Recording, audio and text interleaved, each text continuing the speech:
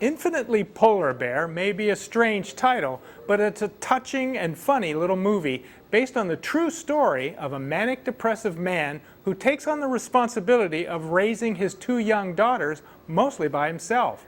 First-time writer-director Maya Forbes is telling the story of her own childhood in this movie, and she cast her own child as one of the daughters. My father was diagnosed manic depressive in 1967. He met my mother and told her all about his nervous breakdowns. She didn't care, so they got married and they had me.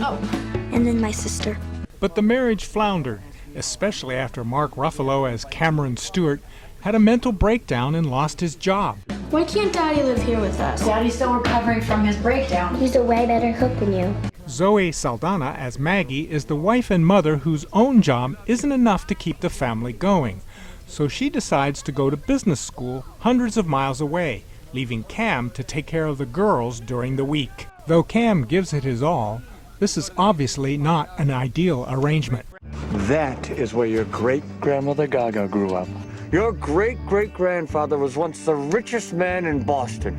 So how come we're so poor?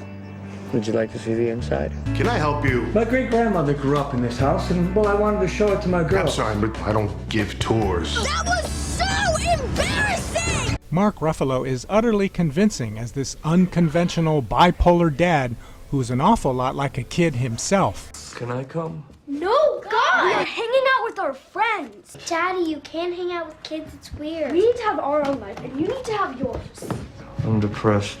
Of course you are. Your dog ran away, your family gives you just barely enough money to live off, and you annoy people.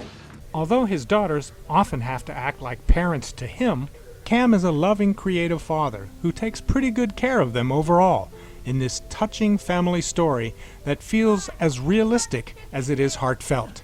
Terry Hunter, Hawaii News Now.